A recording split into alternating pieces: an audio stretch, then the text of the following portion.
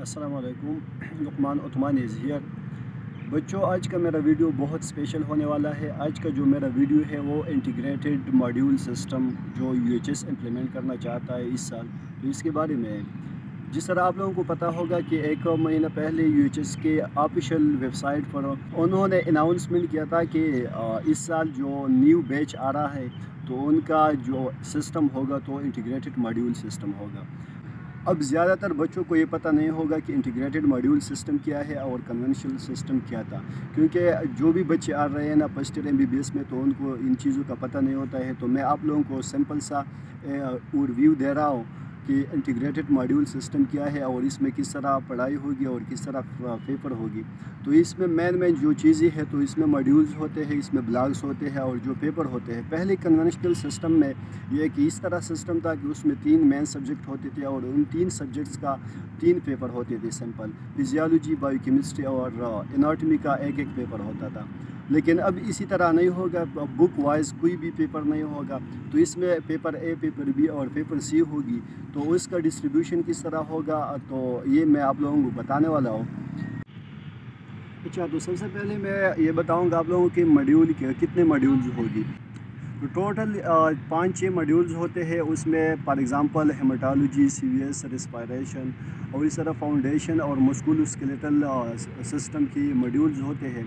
फिर हर 2 और 1 मॉड्यूल्स दो मॉड्यूल्स मिलकर एक ब्लॉक बनाता है। टोटल हमारे साथ है 3 ब्लॉक A, ब्लॉक B और ब्लॉक C। अगर मैं ब्लॉक C का बात करूँ तो ये पेपर का डिस्ट्रीब्यूशन भी इसी तरह होगा कि हमारे साथ होगी 3 पेपर A, B, C। अगर C पेपर की हम बात करें तो C पेपर में हमारे साथ होते हैं CVS और रेस्पिरेशन।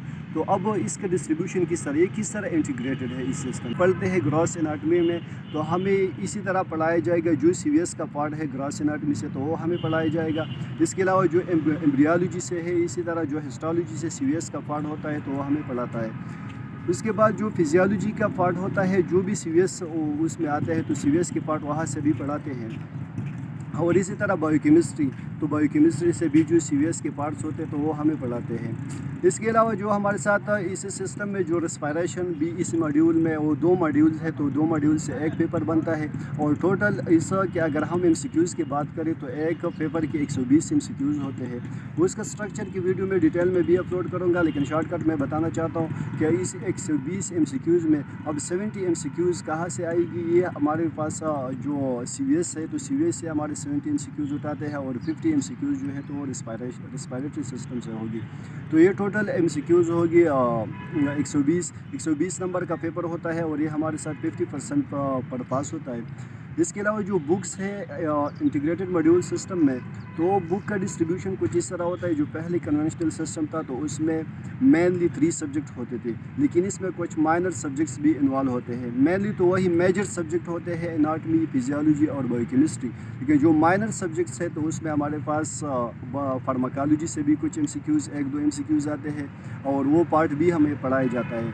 और इसी तरह फोरेंसिक मेडिसिन से कम्युनिटी मेडिसिन, गायनी वगैरह, ये जितने भी सब्जेक्ट्स होते हैं माइनर में, तो उनसे 1-2 MCQs का पार्ट होता है। अच्छा, जो ये MCQs का डिस्ट्रीब्यूशन है और ये जो चैप्टर वाइज डिस्ट्रीब्यूशन है, शॉर्टली मैंने आप लोगों को बता दिया, लेकिन इसका डिटेल वीडियो भी मैं अपलोड करूंगा। इतना आप लोगों को समझ आ गया होगा कि कन्वेंशनल और जो इंटीग्रेटेड मॉड्यूल सिस्टम है, इसमें क्या फ़र्क है। इसमें सिर्फ MCQs है। जो कन्वेंशनल सिस्टम था तो उसमें MCQs प्लस SCQs दोनों होते थे। अब इसका जो चैप्टर वाइज डिस्ट्रीब्यूशन है और जो टॉपिक वाइज डिस्ट्रीब्यूशन है, हर मॉड्यूल का और हर एक ब्लॉक का, और उस पेपर के लिहाज से उसके जो इंटरनल असेसमेंट किस तरह बनते हैं और उसके वाइवा के कितने मार्क्स होते हैं, तो इसके बारे में मैं डिटेल वीडियो इंशाल्लाह अपलोड करूँगा। Thank you.